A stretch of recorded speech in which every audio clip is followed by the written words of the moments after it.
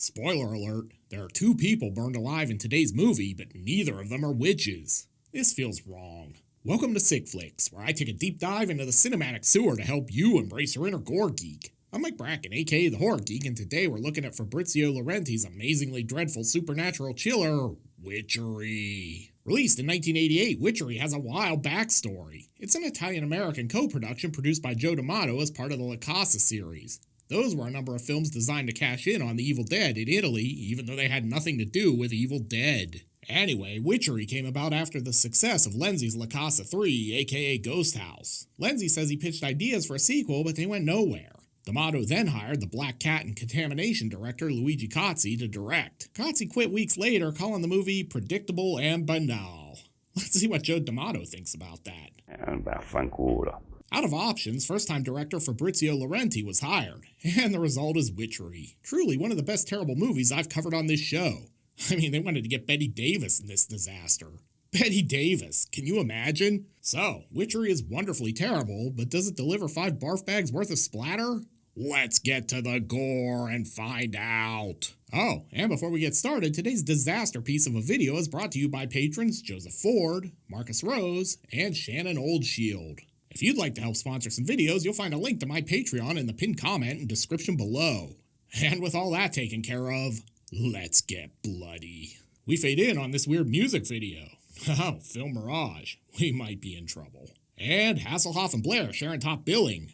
We're definitely in trouble. Then we get the title card. And there are 2 titles here and neither of them are Witchery. This woman's being chased by Frontier Days at Badlands National Park. It's even more boring on film. With Leslie Cumming. Christ, the jokes just write themselves some weeks. And Hildegard Neff? Fun fact about Hildegard. Her reputation in the US was hurt when she did a nude scene in Germany, but she promised to never do it again and went on to act in 30 films. And written by Daniel Davis, who's really Daniele Stropa trying to convince you he's an American. He wrote Delirium and Zombie 5, so yeah, we are definitely screwed. This looks dangerously close to a house establishing shot. The bad news here is if these Amish guys don't kill her, all this chipping lead paint certainly will. And directed by Martin Newland, aka Fabrizio Laurenti. Inside, our pregnant lady is still being chased by the Children of the Corn. And then a random dude in a wig jumps out a window. This is a shattering turn of events. Football practice! Oh my god, I just had the worst dream. I was in a movie called Caged Heat. But wait, it gets worse. What the hell, I'm pregnant? And house establishing shot. Is this Linda Blair's house? Who knows? All we know is that this is indeed a house. Inside, it's like they're shooting a terrible pilot episode for House Hunters. And this random real estate agent wanders right into a jump scare. No, it's just the Hoff. God, you scared me. Were you expecting? Planning by the opera? No, Mitch Buchanan. And we get some exposition. I think you've been working too hard on your book about that witch's night. Outside, Mitch is like, I see the potential. We can put the lifeguard stand right over here. It's perfect. And I don't want to alarm anyone, but Leslie Cumming sounds like she's already bored of being in this movie. Silly book just happens to be the source of half the theories on which I'm basing my book. Way to muster some enthusiasm, Leslie. Your travails and the labors of your pregnancies will be transformed into joys. Jules' new book of poetry sucks ass. Of course, the Hoff looks equally bored. Maybe my agent can get me that Baywatch gig. And since that whole scene was pretty dull, let's just hop over here to a random construction site.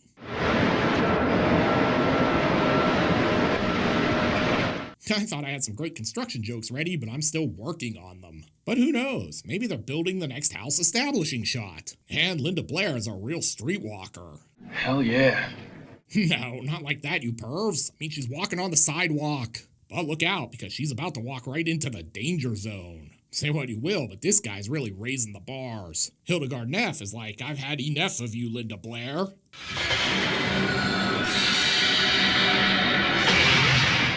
You could say this crane driver really dropped his load on Linda Blair.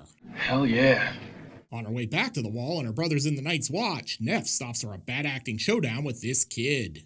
How do you know my name? I know a lot of things. Apparently Giovanni Frezza was already booked this week. And speaking of bad acting, let's check in on Leslie and Mitch Buchanan. Just sometimes I feel confused or even scared to find what I'm looking for. Yep, she's still awful. Sounds like she's drunk, too. You know what you need, honey? A ride in a sweet 1982 Pontiac Firebird. And I just so happen to have one. The Hoff tries to make his move, but he gets shut down in the most esoteric way ever. You know, I've been thinking a lot about us lately, and Oh, here it is. It is an infantile superstition of the human spirit. No one shuts down the Hoff. At any rate, this gender-swap 40-year-old virgin remake is wild. see, even your poet knows virginity is not natural for a grown woman. Over in another movie, we stop by for a smoke and some exposition. What on earth possessed you to want to buy this place? It's a marvelous deal. And since nothing is really happening, here's a gratuitous shower scene for no good reason. She's toweling off, but Hildegard Neff shows up like she's Maleficent. Unfortunately, this is interrupted when she takes a call from Commissioner Gordon on the bat phone. And house establishing shot. Here we go again. Ooh, and a little something for the ladies. Shirtless Hoff. And Leslie's checking him out. Like what you see, babe? Why don't you come over here and loot this chest? What if I just kind of get under the covers? But he gets shut down again. Come on, be good and go back to your sleeping bag. All right, fine. I'll just be over here humping this pillow. And dark house establishing shot. Turns out they're not alone. Hildegard Neff is squatting over here. She's built a shrine to her idols Diane Thorne and Marlena Dietrich. Later, Leslie is creeping around. Did we just jump back to the start of the movie? Because this review is over if we did. Then this happens.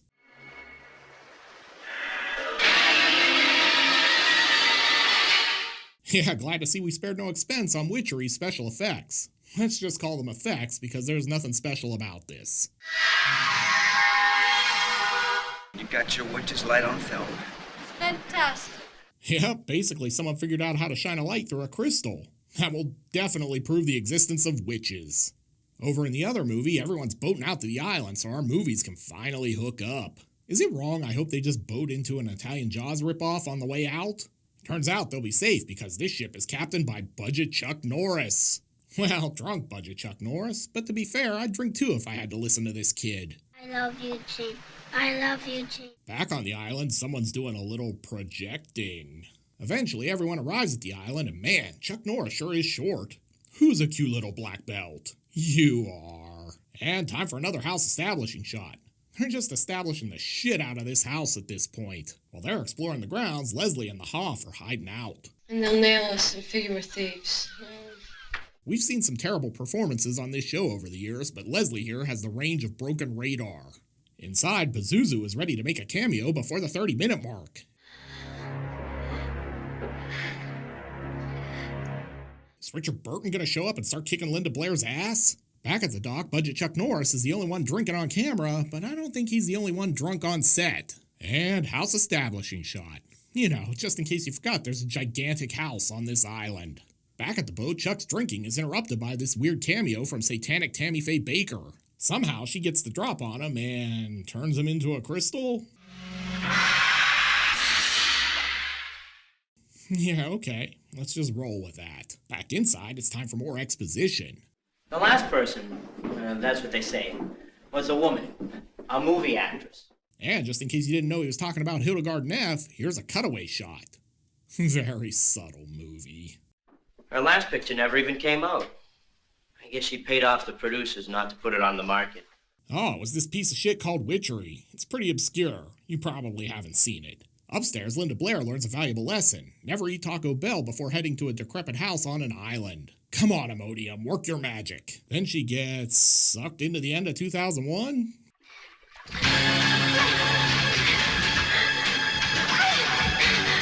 Yeah, I guess that makes as much sense as anything else in this stupid movie. This happens to me every time I have Taco Bell and shrooms too.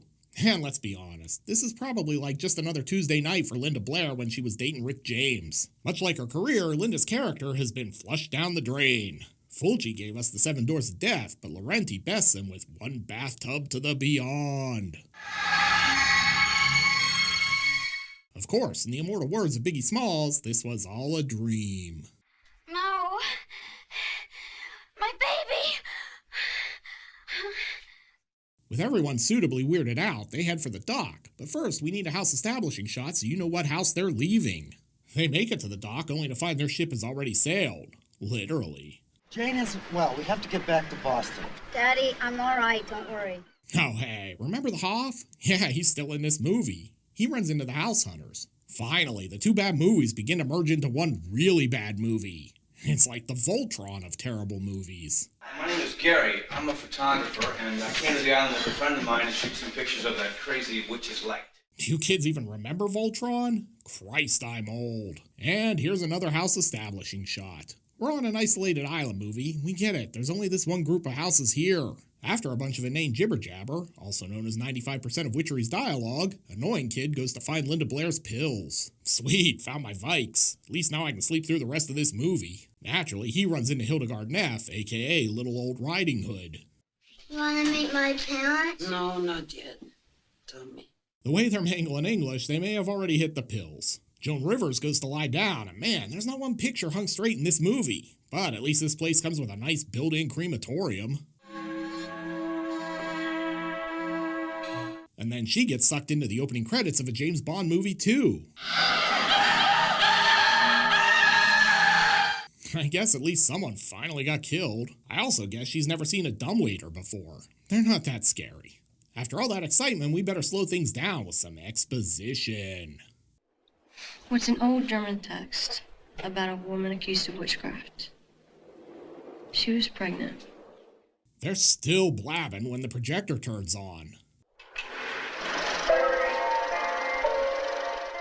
Thank God, maybe it'll show us a better movie. Well, no such luck. It's just the dailies for Witchery. Damn it. The Hoff is miffed by this development. This really is the weirdest episode of Baywatch Nights ever. Oh God, we're watching the start of the movie again. Turns out Budget Joan Rivers is not actually dead. She's just in Bizarro World. They're sewing her lips shut, and I can actually get behind this. House establishing shot. Chug it. Annoying Kid heads upstairs to tape Hildegard Neff.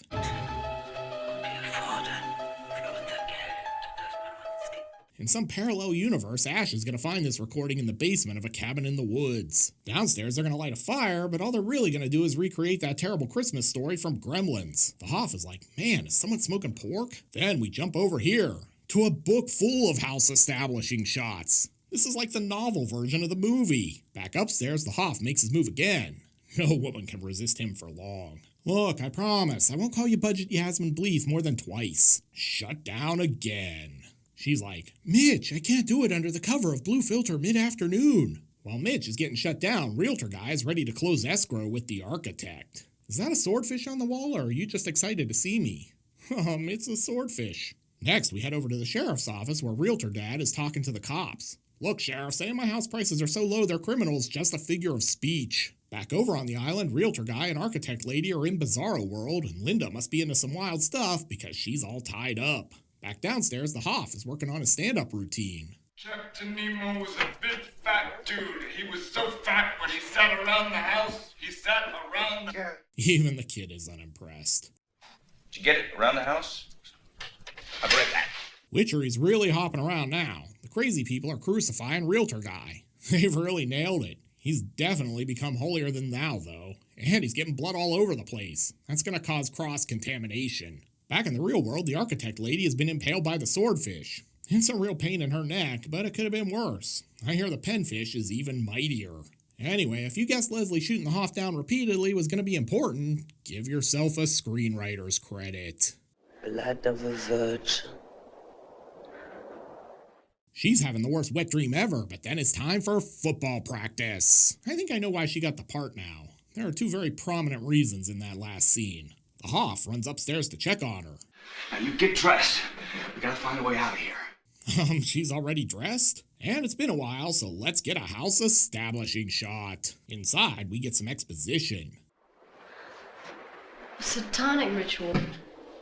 A what? A satanic ritual? What the hell is that? We'll have to figure that out later because Budget Joan Rivers is dropping in like she's the crispiest Good Saint Nick ever.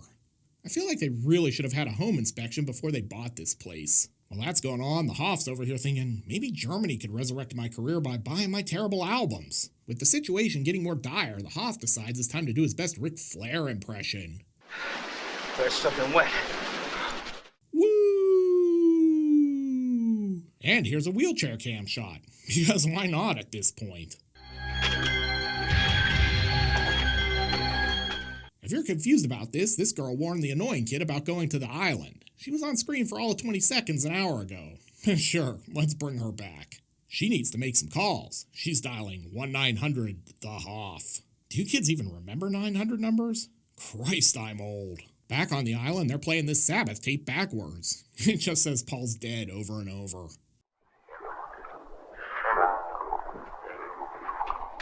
Then Grandpa Nosferatu is the next to get it. I knew I should have laid off the coke. I will say it was super nice of the crew to let this guy be in the film after he was embalmed. His hand looks exactly like mine after too much pre-workout and a sick pump. Eventually, he springs a leak and bleeds out. But that's the least of their worries because Linda Blair is about to pop. The good news is there's a helicopter on the way. The bad news is the house isn't letting them leave. And helicopter house establishing shot. So it was dawn in the last shot, and now it's pitch black. Continuity is hard. I feel like they spent most of Witchery's budget on this pointless helicopter sequence. And really, that makes perfect sense. And while we're here, we might as well do Traffic on the Nines. Zero plot and lazy performances in a movie completely saved by the Hoff's sweet curly hair. Also, there's an accident on the Loop 202. Consider taking surface roads to the city. And then they leave. What's coming up? We better head back! So yeah, that was totally pointless. Well, they would have left, but then the Hoff is flashing them to get their attention. Hell yeah. No, not like that, you pervs, with his camera flash. And they still leave. Glad we spent 5 minutes on that. With no options left, the Hoff is going to head off to find the woman in black. Wouldn't just having sex with Leslie eliminate the whole virgin blood thing? It seems like a win-win for him, right? They head upstairs and find Linda Blair? Oh, it's just Reagan. Let's go before she starts puking on us. I will say this is the weirdest Tim Curry Fairuza Balk cosplay ever. And I hate to be critical, but Linda's performance is so lazy that they're literally phoning in her lines. Lust, avarice, and ire. Hoff and Leslie make a break for it, but they forgot the annoying kid. Shit! Tommy. Look, just leave him. He'll bore the evil to death. The Hoff heads back to find him, and let's just drive the point home that this was a bad idea. This is really too bad for the Hoff. He got closer to living until the end credits than he did scoring with Leslie. Naturally, Leslie now needs to head inside too. And she let the boat go. Nice work, Leslie. She runs into Linda Blair, and clearly she never saw Scream because she's running upstairs instead of out the front door. I gotta be honest, I'm not really invested in this final showdown. Leslie's a moron. Man, this movie has more hauls than a bag of cough drops. Then annoying kid shows up and Linda Blair does what we've all wanted to do this entire movie.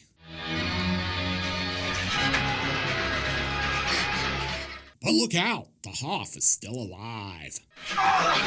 And if you guessed the stupid tape-recorded message the kid made on the boat was going to save the day, give yourself another screenwriter's credit.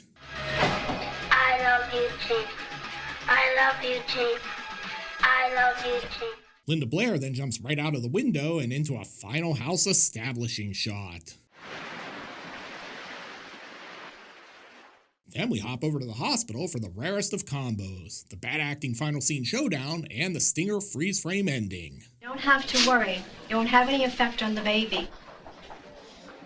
My baby? Seriously, screw you, Witchery. This was Fabrizio Laurenti's feature debut, and it shows. Witchery would have been about 1 billion times more fun if Joe D'Amato had just directed it himself with Luigi Montefiore writing the script. But that wasn't meant to be. Can you imagine if they'd actually gotten Bette Davis to be in this disaster? Good lord. So, it's probably clear that Witchery is not good. But is it splattery? Let's go to the gore card. In terms of gross anatomy, Witchery is in the middle of the road. This is not the kind of Italian splatterfest you'd have seen 5 years prior, but it does have a bit of gore to make all the pointless scenes a little less awful. We're treated to sewn lips, a crucifixion, swordfish impalement, the Hoff getting spiked, a blood shower, and some burnings. I'm really torn on what to give this one. It's a 2.5, but since I don't do half bags, I guess we'll round it down to 2. This is a modestly sick flick. Looking for a much more entertaining Italian horror film from the late 80s? Then be sure to check out my review of The Black Cat. You'll find a link here on the screen during my outtakes. I'll meet you over there. Until next time, I'm Mike Bracken, aka The Horror Geek, bringing you all the splatter that matters. So, Witchery is wonderfully terrible, but does it deliver 5 barf bags worth blah blah blah? Why is the lead-in so long? Which were a number of films designed to cash in on the Evil Dead in Italy, even though they had nothing to do with the Evil Dead. Jesus, that's a long fucking sentence, Mike. That's a paragraph sentence. Anyway, Witchery came after Lenzi's La Casa 3, aka Ghost House, was successful. Witchery came about after the blah blah blah blah. Oh, we're killing it right out of the gate. Witchery came about after the success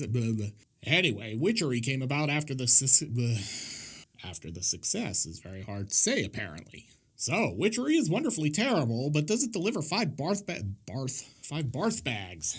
My tongue just does not want to say any of these words.